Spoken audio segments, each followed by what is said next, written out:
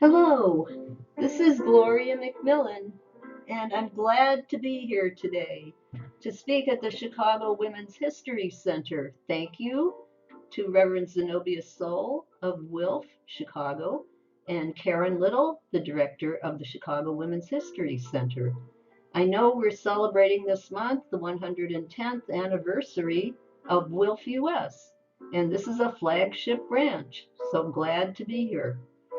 This is a woman that I hope you'll get into the spirit and go back with me to the 1890s. I'm trying to do music, and I hope you can hear it because this is very important to get into the spirit of the 1890s, to go with Josepha Humpel-Zeman's story, the invisible founder of Hull House. Josepha's family came back to Chicago from Bohemia, where she went to get an education because there weren't many schools and that were doing much here in Chicago at that time. By the age of 17, Josepha married a Czech-American journalist named Robert Zeman, and they had a son, Benjamin. Unfortunately, as often happened in those days, the child took ill and died. After that, Josepha left her husband, reasons unknown.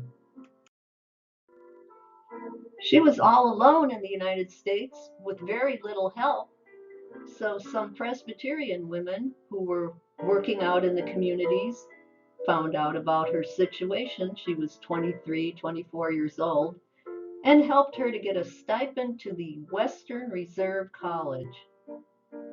She was so impressed, she became a Presbyterian. Josepha's stipend helped her to take a few classes in writing or in journalism at the Western Reserve College, but she already had typesetting experience from her work during her marriage. At this time in American history, all eyes were on Chicago, the A team, right? Because they were the host of the World's Columbian History Exposition. And they delayed it for a year because, as the Chicagoans would say, hey, we just had our Chicago fire in 1871, so cut us some slack. And they did. So it was a year late. We now feel very mixed about Columbus and about the celebration. But at the time, they thought they were being progressive. Journalists were needed. Josepha came from Cleveland and moved to Chicago. There was a neighborhood called Pilsen that was named after the second largest city in Bohemia, right adjacent to Hull House. And those who live in Chicago will know that Pilsen is still there, and it is now the biggest Hispanic center in Chicago, or at least one of them. In early 1894, Josepha first went to the women of the Českých dám, a Czech women's insurance cooperative, and they were under a male insurance cooperative, but they had their own governing body, their own board. So they listened to Josepha's difficulties and her talents and her abilities, her training in journalism, and they said, this is good. We want a feminist newspaper here in Chicago. So they said if she could get some subscribers enough, they would support her. They reported back to their male compatriots and colleagues that this Josepha Humpel-Zeman knows what she's doing. And they thought that she could be self-supporting with her little newspaper. They would only need to give part. It must have been during the World's Fair in Chicago that Josepha was standing at a table because she had already gathered many, many signatures. And the big chance would have been at the Chicago World's Fair. So by June 15th, 1894, when they began publishing, she'd had 6,000 people subscribe to Ženský listy. the first feminist newspaper in Chicago history in any language. Josefa, being the same young woman, only 24, also set up the Bohemian Women's Print Shop. You see their little logo there on this slide. It says Chicago since 1894, owned and operated by women, the first women's business of any sort to happen in Chicago, all owned and operated by women. Well, with Josefa running around like a dynamo, it wasn't surprising that she came to the attention of Jane Addams and the residents at Hull House.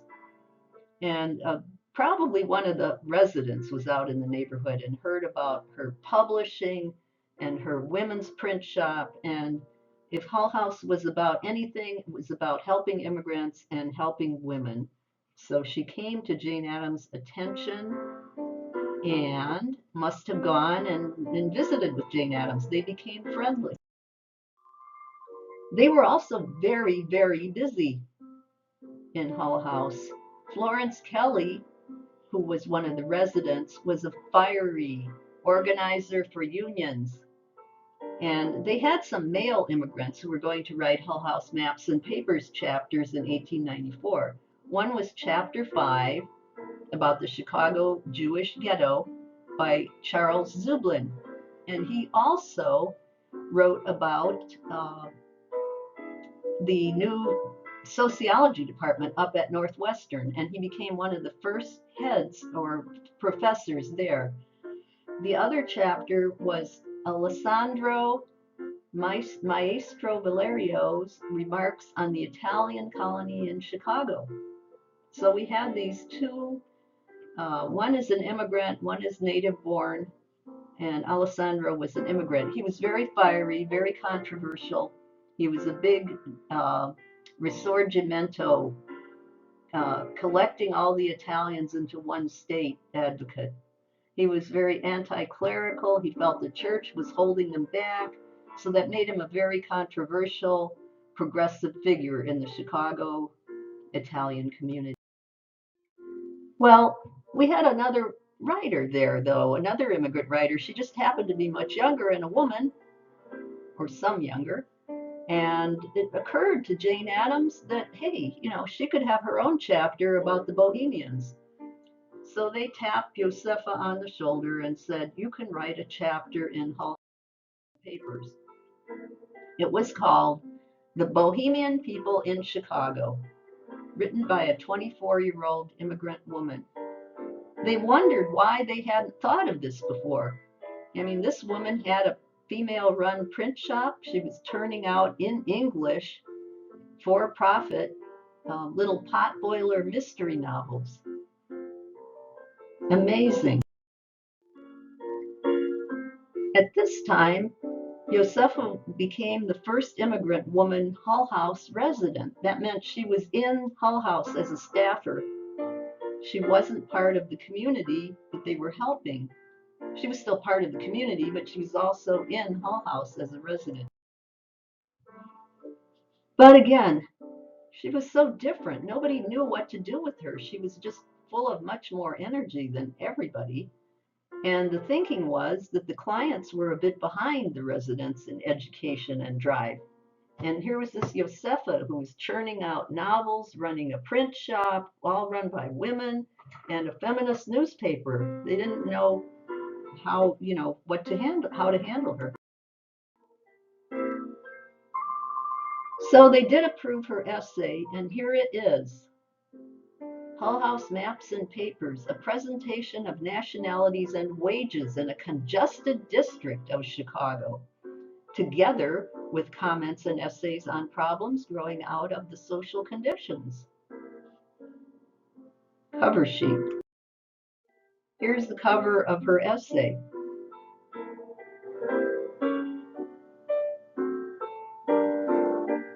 You can see here that Josefa has her own point of view.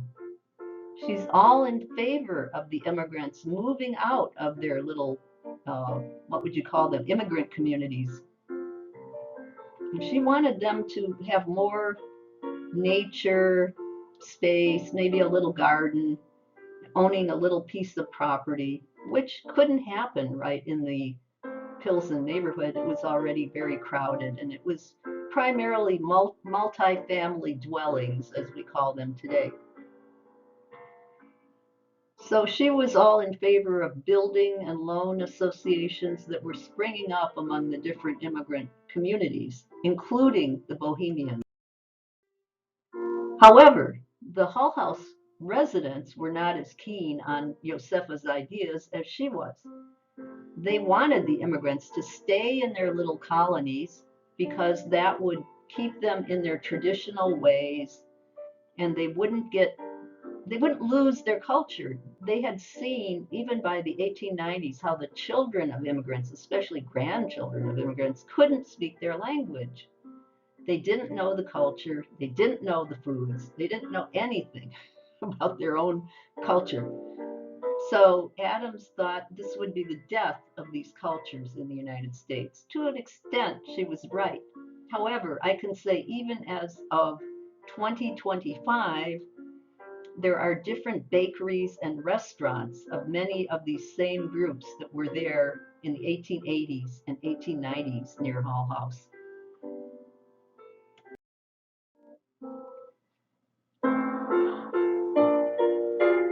Josefa had a very strong belief as a what was she, sort of a pioneer, a person who traveled to other places and different places, that everyone should have the opportunity to spread out and go where they wanted. So of course the Bohemians dispersed, but they were among the groups in these various South Chicago and West Chicago suburbs, such as Cicero, Berwyn, Countryside, Riverside, even across the state line into Northwest Indiana, East Chicago, Whiting, Gary, where there were industries.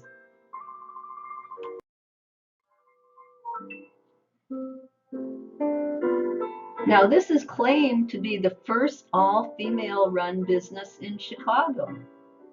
Josefa later took press abuse from the male Bohemian printers that she was taking their business. They started rumors about Josefa, and probably some of them had to do with being gay. She was horrified. She wrote a farewell in her little newspaper, and she said she just hoped they would let this first woman-run business survive if she weren't part of it. And here is a photo that's the women. There they are, working in the 1890s in this little Bohemian women's printing company. When Hull House was asked by Josefa to let her become a permanent resident, they declined. They had a meeting and declined, as Rima Lunine Schultz says, because they felt she could go back to Bohemia and educate the women there. However, the women there were getting just as feminist as here, even though the Hull House residents didn't know that. So they turned down her request, and she had not enough money. She didn't have enough backing in this country to stay here, even though she was working as hard as she could. No immigrants were granted that status in the 1890s and 1900s. Another case of a miscommunication was with Dr. Harriet Rice, who was educated at Harvard. In this case, Dr. Rice refused to treat the poor neighborhood people, all those immigrants, and only treated Adams and the residents. And that was because she felt that black doctors, African American doctors, were always sent into the poor neighborhoods. And she didn't want to just continue that tradition.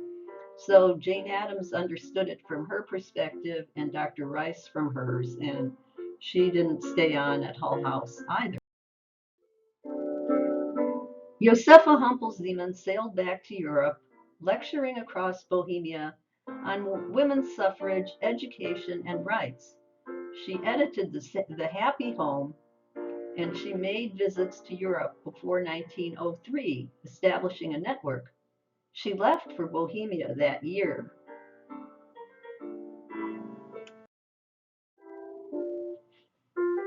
She was all up and down everywhere in Bohemia, talking about women's rights, women's education, giving women the vote.